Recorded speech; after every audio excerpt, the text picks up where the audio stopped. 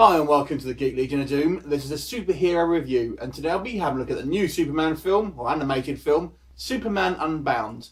So Superman Unbound is based on the Superman Brainiac story, and it follows pretty much a more or less the sort of same storyline.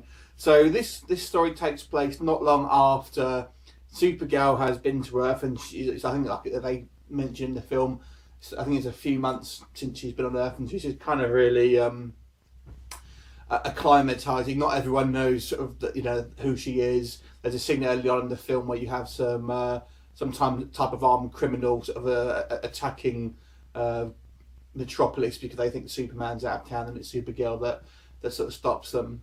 Now we get to see like some sort of alien probe come down from space. And it turns out it's this like kind of Terminator-looking robot, and Superman fights and defeats it, but Supergirl recognises it as a kind of scout probe from this Brainiac character. So she sort of we get a little bit of exposition about what's happened, who Brainiac is basically, and we're told he's this kind of like biomechanical sort of entity who it goes around sort of destroying planets and sort of collecting souvenirs, and what he does, he sort of takes a city, shrinks it down, and sort of takes it and then destroys the world. And he attacked Krypton before it was naturally destroyed, and stole the capital Kandor, and Supergirl, when she was younger, managed to escape. So then we have an exchange with Clark and Lois, and Lois basically kind of wants to sort of like do a bit more normal stuff with Clark Kent and admit that they're sort of like boyfriend girlfriend. Whilst Clark is a little bit sort of apprehensive because he doesn't want to sort of put her at any risk and things like that. So after a short exchange, we have Superman going off into space to try and sort of cut off Brainiac before he can kind of find Earth. In the meantime, he leaves Supergirl to protect Earth from, various kind of local threats. Superman finds Brainiac, and he basically is attacking another planet at the time, and gives a good fight. There's loads of these sort of robots, and then they themselves are fairly hardy and give Superman a reasonable run for his money.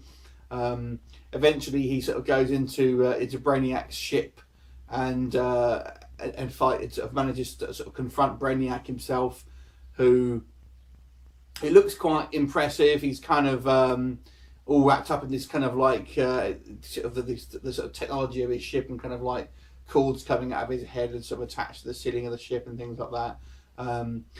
Brainiac manages to sort of temporarily subdue Superman and shrinks him down and puts him in the Kandor city, where he learns that Supergirl's family are actually still alive and trapped in there. You've basically then got a sort of Brainiac sort of decide then he's going to sort of attack Earth, and then it's probably the finale of the film really is Brainiac's attack on Earth, and then both Supergirl and Superman sort of trying to defend it. I won't go too much into the sort of exactly what happens at the end, but it's a fairly sort of faithful adaptation of what we've seen in the comics. So the first thing I'll talk about this now is basically the plot. The art and animation style very much reminds me of a Disney style animation here. The character design looks very much like, they're kind of over accentuated features and things like that. It reminds me very much of the sort of the Beauty and the Beast types of Disney sort of films that you'll kind of see there. So that's it's quite an interesting visual style, and maybe not kind of dark and brooding as we've seen in certainly the sort of the Batman animated films and things like that. The cover of this DVD, I think it makes it look a little bit darker than the actual film is. There is we see quite a lot of humans and stuff getting blown up and killed by the sort of aliens. It's not necessarily a kids film as such, because there are people sort of getting killed and blown up and and things like that. Not that we see anything particularly graphic, although there is a little bit of mild sort of blood and things like that in there. But I actually quite like the animation. I think it suits Superman quite well, and you know he's kind of meant to be a little bit over accentuated. I actually quite like the sort of the art. Also the voice acting as well, I thought was pretty good all along. You had a guy called Matt Bomer, I think his name is. He played Superman.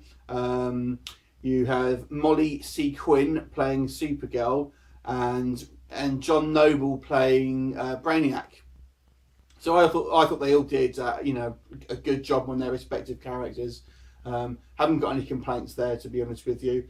I actually quite enjoyed it. I mean, I'm not the world's biggest Superman fan, although I do quite enjoy watching the sort of. I wouldn't maybe not watch the animated series. I haven't watched the animated series, but I do quite enjoy the you know, these films. It may be dragged a little bit, kind of in the midsection. I have to be honest with you, but to be honest with you, I thought it was a great animated movie. I didn't really have any sort of technical problems. But I thought I said the animation was good, the art was good, the voice acting was all good. Like I said, maybe the story it sagged a little bit in the middle, but that's only really a minor complaint. It's not a massively long movie. So I enjoyed this one. I'm going to give this one an 8 out of 10. Have you seen it? Let me know what you think. And what's your favourite DC animated Superman related film? All right, it could be a Justice League one, or could be just a Superman one. Leave me a comment. I look forward to seeing you next time. See you later.